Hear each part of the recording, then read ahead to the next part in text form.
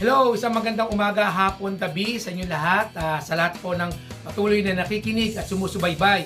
Itong aming istasyong ito ang EJMI Online Music Radio. Yes, tayo po muli ay nagbabalik mga kaproks, mga kasis.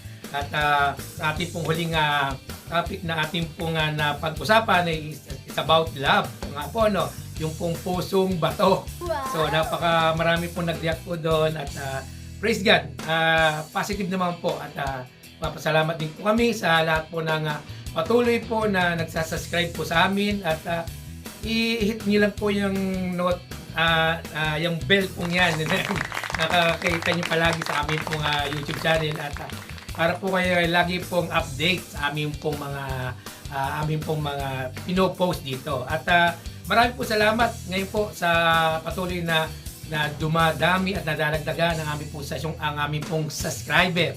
Yan, at napakasarap po ng pakiramdam at napakasarap na kayo po ay aming pong nakakasama sa mga ganitong pong pag-uusap. At maging sa mga awitin na aming pong pinopost ay salamat po sa mga churches po na kumukuha ng mga lyrics at mga awitin. Ay ito po ihandog din namin po para po sa inyo. Kaya naman po ang inyong pong likod ay patuloy na binibigay, binabahagi po yung mga awitin na ating po napapagsaluhan sa loob ng simbahan. At praise God, salamat po sa buhay po ng bawat isa sa inyo na isa kayong sa kabahagi ng nakikinig at sumusubaybay sa aming istasyong ito at maging itong EJMI Music. Kaya naman po ay taos puso po ang inyong likod at maging ang staff ng EJMI ay nagpapasalamat po ng buong buo sa inyo. At salamat din po kami pong si Bishop Paul na nandyan na patuloy na nagsusupport din po. At I believe na nandun po yung kanya pong prayer sa amin po na nandito po na nakaharap, habang kami nakaharap sa kamerang ito ay nandyan naman po sila na totally na talagang nagsusupport ang Philippines ng EJMI. Maging dito po sa Saudi Arabia ang dalawang church ng Isaiah at ang TGS. Maraming salamat po sa inyong pong pagtangkilik sa aming pong stasyon ito at ang YouTube channel na ito sapagkat ito po ay inanda po namin para po sa inyo at para po sa paglilingkod namin sa Diyos sa ating Panginoon ay ito po inihahandog namin ng buong puso. Yan. So napakahalaga po natin ng papag-usapan sapagkat ito ay minsan na po itong dumaan na rin po sa aking pong topic na aking pong na-post na rin po. I think last year po ay ito po yung na-topic ko na po. But meron pong nag-suggest na may nagtanong kung yun po yung magiging topic po natin. Sasabihin ko na po yung topic po natin para patuloy at tuloy-tuloy na po tayo sa ating pong pagsasalita rito. No? At sabi po sa ating pong topic ay paano tayo dapat manalangin? Ulitin ko paano tayo dapat manalangin? Yan. Pakagandang tanong po niyan. Of course, tayo naman po nung tayo po hindi pa po ganun nakakakilala sa ating Panginoon, and I believe nananalangin po tayo sa bawat isa. Maging sa bahay, sa ating pong school, sa ating pong trabaho, ay nananalangin tayo. Although yung pananalangin natin ay ang lagi natin sinasabi o binibigkas, aming Diyos. Yan. Ikaw ang aming Diyos. Diyos Ama. Di ba? Ganun ang lagi ng una natin pambungan. At minsan sinasabi natin ay patuloy na ingatan mo kami, gabayan. So wala pong masama, walang mali sa ating pong panapanalangin. Bagkus, mas gusto nga ng Diyos na tayo po nananalangin Gusto ng Panginoon na lagi nating tayo ay lumalapit sa Kanya. Tayo ay lagi po nagpapasalamat sa Kanya. Tayo po ay dumudulog sa Kanya. Yan. Kaya nga po lagi ko sinasabi, tuwing umaga, pagising po natin, pasalamat kagad tayo sa Panginoon. Hindi yung kape kagad, hindi yung cellphone kagad, natitignan ko sino yung mga nag-like o nag-share or sino yung nag-message. Unahin natin ang ating Panginoon. Sapagkat ang Diyos ay sa ilang oras ka matutulog, iniingatan ka niya. Tapos paggising sa umaga, nakakalimutan mo pa siyang pasalamatan. O di ba? Parang naman yung sa kanya na iningatan kita, bisan nakakalimutan mo pang manalangin ng magpasalamat sa Diyos sa gabi, iningatan kita tapos wala lang, unahin mo cellphone, unahin mo yung kape, hanggang sa malimutan mo na. Ay, tayo naman po, lahat naman po tayo ay pwedeng manalangin kahit saan. Sabi nga, hindi na katulad dati na talagang kailangan magsabi ka pa, panalangin mo ko. Of course, dapat sa sarili mo marunong kang manalangin, no? Hindi yung maasa ka na lang doon sa tao na lagi nananalangin sa iyo. Yan. Kaya dapat tayo po bilang tayong isang Kristiyano na, ay tayo ay dapat marunong manalangin. Hindi tayo, ito yung sinasabi nga sa Biblia, ang panalangin ay dapat ay nagmumula po saan? Dito, sa puso, no? Sa puso at taimtim. Sa puso at taimtim. Hindi dapat to sinasabi lang na yung parang sinasaulo mo lang, yung parang paulit-ulit na lang. Actually, wala namang problema kung ulitin mo or kailangan pa ba sa uluhin ng ang prayer? Yan pag habang nananalangin ka, gagabayan ka ng Holy Spirit. Gagabayan ka ng Banal na Espiritu upang ikaw i-guide ka para sa ipapanalangin mo. At alam na naman ng Diyos kung ano yung ibibigay sa iyo. Alam na ng Panginoon, ng Isus, kung ano yung pangangailangan mo sa araw nito. Ang gusto lang niya, sabihin mo sa Kanya. Magsabi ka, magsalita ka, para ang ating Panginoon ay lagi mo siyang nare-refresh, lagi mo siyang pinipil, na lagi mo siyang kasama at niyayakap mo siya. Ganun po ang panalangin, no? At huwag tayong maging isang parang na iaasa na lang natin sa iba.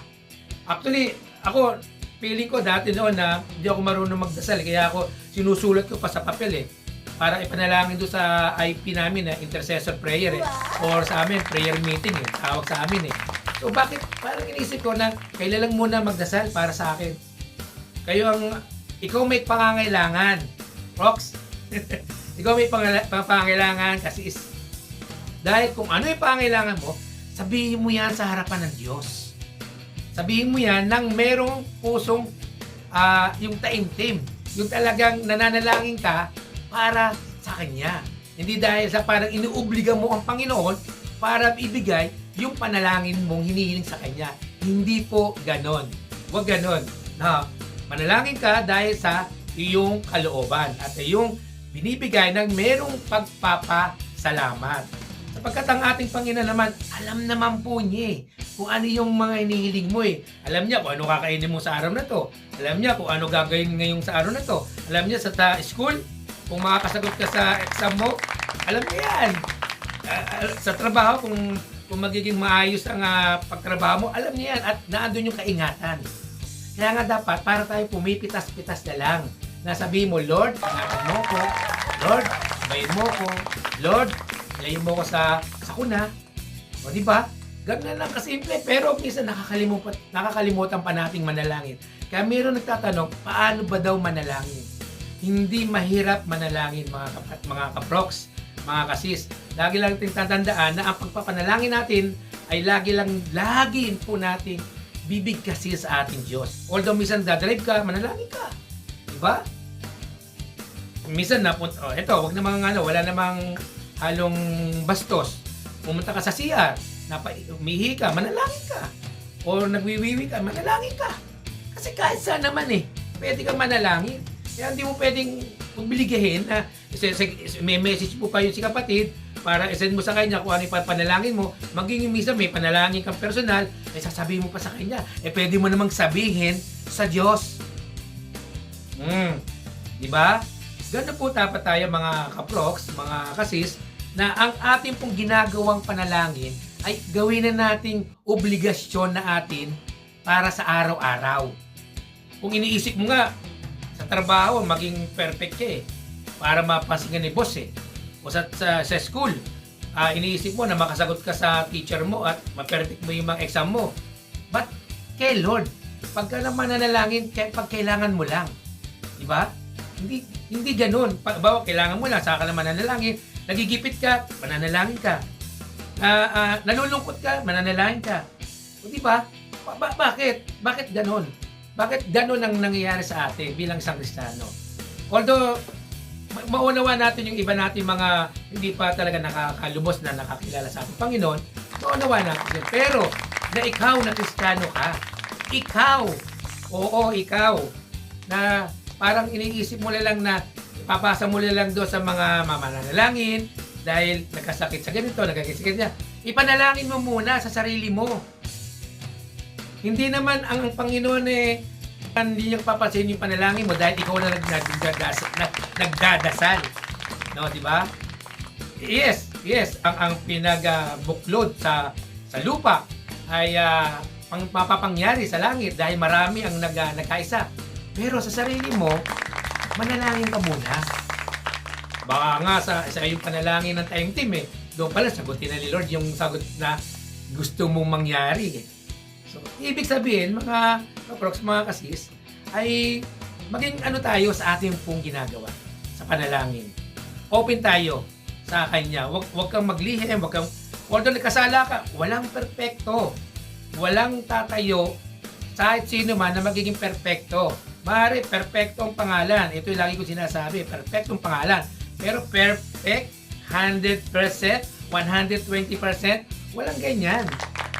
Dahil sa Panginoon, kapag ikaw ay gano'n ang ginawa mo sa harapan ng Diyos, wow! Baka iba na yung iniisip mo sa Panginoon. Diba? Hindi mo na kailangan siya. Pero sa uli, tatawagin mo siya. O ano doon ang point doon? Diba?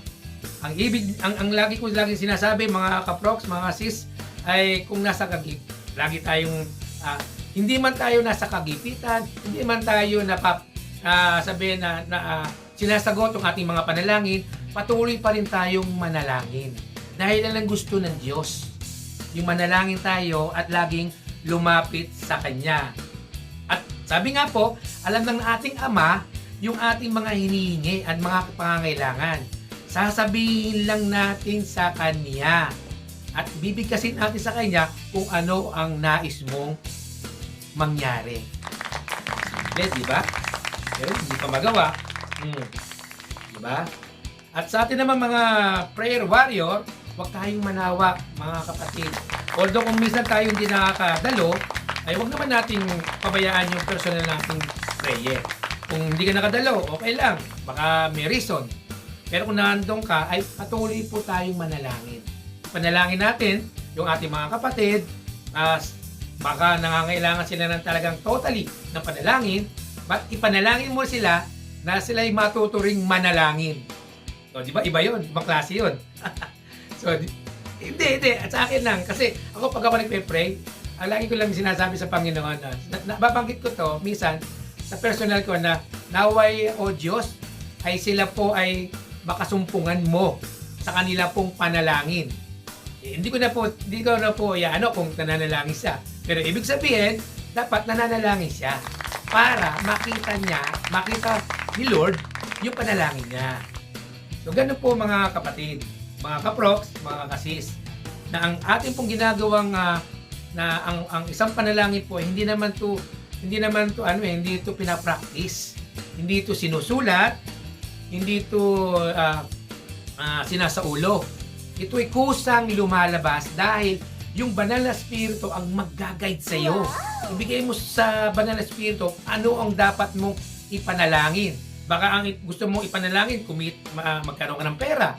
Ang gusto ng Panginoon, ang gusto ng Diyos ay ipanalangin mo ng banal na spirito, ipanalangin mo na magkaroon ka ng trabaho. Paano ka magkakapera? Di ba? Di ba gano'n? Tayo mga OFW, OFW ako Nung ako'y nasa Pilipinas, talaga pinapanalangin ko na magkaroon ako ng trabaho. So, hindi ko iniisip na mapupunta ako sa abroad. Iniisip ko lang magkaroon ng trabaho. Nabigyan akong trabaho, pero yung trabaho yung napunta sa akin ay challenge po sa akin. Nangyari. Ina po yun, nung banggit ko na nagkaroon ako ng na disciplinary action ako dahil napatrabaho ako sa isang hindi ko to kinaihiya sapagkat ito yung personal kong experience sa aking buhay na nakapagtrabaho po ako sa bar, music bar naman. Ginamit po ang talent ko doon bilang isang manager, entertainment manager. So nagamit po yung talent ko doon ng mali. Pero ginamit ko yon dahil inisip ko trabaho lang, walang personalan. Pero mali mali para sa akin, walang open sa iba. Para sa akin, mali po. Dahil yung talent ko nang yun ay galing sa Panginoon, nagagamit ko doon sa music bar. Kaya ako po'y umalis. At nung time na yun, na-disciplinary action po ako. 1 taon na po kung hindi tumugtog. Sana po ganyan po ang lahat. Aminin ng mga pagkakamali. Di ba? Umamin at magsabi na lang na hindi mo na ako hahawak ng ministry. Pero walang, ingay sinasabi nga, di ba? Nananalangin ka, pinapanalangin mo yung mga kapatid mo, pinapanalangin natin ang bawat isa, pero ikaw, hindi ka sumusunod. So, hello. So, di ba? Ganun lang po, mga kaprox, mga kasis, at sa mga OFW na katulad ko, ay nanalangin tayo, nanalangin din ako na magkaroon ng trabaho. Of course, nagkaroon tayo ng trabaho rito, pero ano susunod? Yun na lang ba? Tapos na tayo? Hindi. Tuloy-tuloy pa rin tayo. Manalangin tayo, Lord. Panalangin ko po ay gabayin mo ako. Lord, tulungan mo ako sa mga amo ko. Maging mabait. Diba? Lord, ay i-bless mo yung amo namin. Yung mga kumpanya namin. Para naman, hindi naman ako mawalan ng trabaho. Hindi yung nagkaroon ka ng trabaho, bahala ka. Hindi mo na panalangin yan. Yung boss ko, salbahe yun. Diba? Yung company, walang kwenta. Pinalangin mo yun na magkaroon ka ng trabaho. Obligasyon mo na yun. Ipanalangin mo yung company mo, yung pinapasukan mo, upang maglumaguyot, dala ka rin.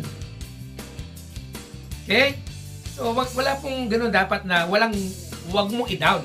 Dahil tayo mga Kristiyano, ang buhay po natin ay kalakip na po yung isang panalangin na magpasalamat ka at magpasalamat ka at magpasalamat ka. Iyon ang importante. Lagi naman natin sinasabi yan na every time na dumating ang mga pagsubok na dumarating sa atin, ay magpasalamat ka. Dahil una, buhay ka. Kung wala kang pagsubok, wala ka na.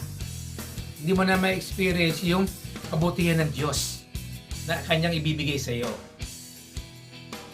Di ba? Tayo po ngayon ay nasa panalangin.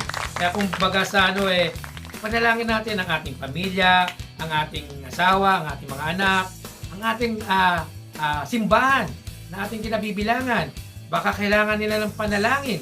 Kailangan na magkaroon ng isang unity prayer. Di ba?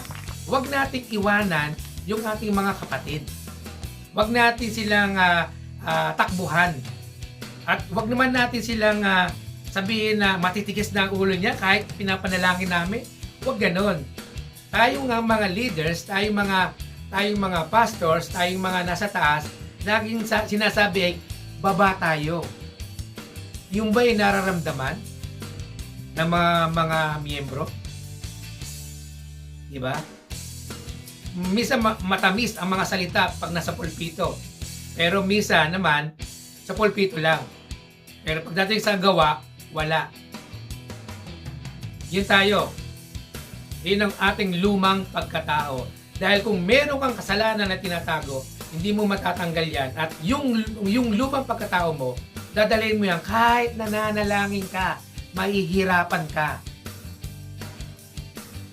Kasi kino-cover mo. Okay?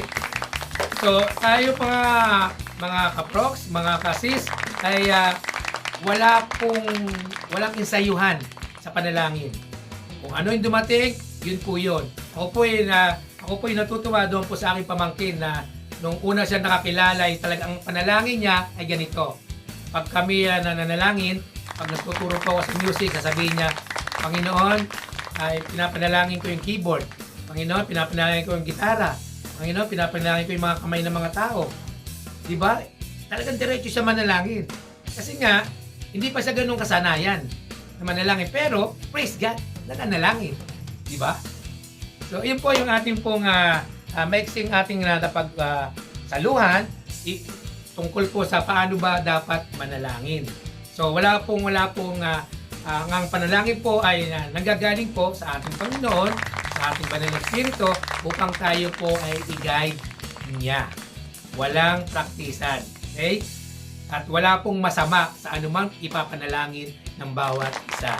Sabi nga po rito sa ating pong verse of today, alam niyo po, napakaganda ito ng ating pong verse of today dahil ito po isang panalangin. No, at ito po yung aking pong sasabihin at ating pong dasalin sa ating po. At hawa ko na lang po itong aking pong tablet. Sabi nga po rito sa Mateo 6:9 hanggang 13. Kinig po ang lahat po. Ama namin, nasa langit, sambahin nawa ang iyong pangalan. Dumating nawa ang iyong kaharian, masunod nawa ang iyong kalooban dito sa lupa tulad ng sa langit. Bigyan mo kami ng aming pagkain sa araw-araw at patawarin mo kami sa aming mga kasalanan tulad ng pagpapatawad namin sa mga nagkasala sa amin. At huwag mo kaming hayaang matukso, kundi iligtas mo kami sa masama. Amen. So, amen, amen. So, sa puntong panalangin na alam naman po natin na ito po yung ginagawa na po natin noon pa. Diba? So, tayo po ay nung hindi pa tayo ganun kakilala natin ng Panginoon ay nakapagdasal na po tayo ng Ama namin. Sumasalangit ka. Diba? Wow. Ang Diyos ay nasa langit, kaya kita niya tayo. Lahat ng ating ginagawa ay alam po niya. Walang lihim na hindi mahayag sa Kanya. At ito'y pagsusulit natin, pagharap natin sa Diyos. Kaya wala pong husgahan ang bawat isa. Kaya natin, kung kung ang kapatid na yon ay medyo umilis, ipanalangin mo, at kung pagpanalangin mo at kausapin mo. Kasi ikaw, kung nakakatulog ka nang hindi mo kinakausap si kapatid, ay mahirap na yan. Mahirap na yan. Kaya sabi nga rito, Ama namin, sumasalangit ka, sambahin ang ngalan mo. Kaya pag sinabi mong sumasalangit ka, sambahin ang ngalan mo, ibig sabihin, nagpapasagmit ka sa Diyos. Amen? So ito po ang ating pong quote for today. Sabi nga, ang ganda po ng quote for today natin ngayon, na ito po ay hango sa Jeremiah 17 verse 10. Yan. Ito po upang ang panalangin natin ay pakinggan ng Diyos, maglinis tayo ng ating puso. Linisin natin ating puso upang daw tanggapin ng ating Diyos at ating dinggin ang ating panalangin. Linisin natin ating puso. Amen, amen, amen, amen. Praise God. Salamat po sa lahat po sa inyo po patuloy na pakikinig ng ating pong stasyong ito. Naway nagkaroon po ng konting pong aral ating pong pag-usapan sa araw na ito. At naway gabayan kayo ng ating Panginoon sa atin po. At patuloy lang po tayo mag-support sa ating pong EGMI Music, EGMI Station. At ito po ay ating pong pagsalo-saluhan na tayo po ay magkaroon po tayo ng isa pong commitment sa panalangin sa ating Diyos. Huwag po nating hayaan na tayo po ay mahiwalay. Sapagkat ang Panginoon naman po ay lagi pong tumitingin sa ating puso at sa ating isipan na dapat malinis ang ating isipan. At huwag po tayong dumating sa punto na nahuhusgahan na natin yung tao. Asin po natin yun sapagkat hindi gusto ng Diyos na habang kayo nananalangin sa Kanya ay meron kang sama ng loob doon sa kapwa mo. Hindi nakakabuti yun. Hindi ko sasabihin na masama pero hindi nakakabuti. Sapagkat ang Diyos lamang po, ang tunay lamang po siyang magbibigay sa iyo ng kahusgahan. Hindi po ako, hindi kayo. So, salamat po. At nga po, malapit na rin po kaming magbakasyon. At patuloy na nagpapasalamat kami at nihiling ko rin po sama nyo kami sa panalangin sapagkat marami rin po akong i-interviewin ng mga tao sa Pilipinas. Yung mga hindi po politiko huwag naman sana na mag-isa ko sa politiko. Ako naman po welcome naman po sa kahit sino man at patuloy na ini-endorse ko lang po ang ating Panginoon at wala na pong iba. At nga po sa patuloy niyo pong pagbibigay sa amin ng support. Maraming po salamat. Muli ito po ang inyo pong si Prox Bench. Yun.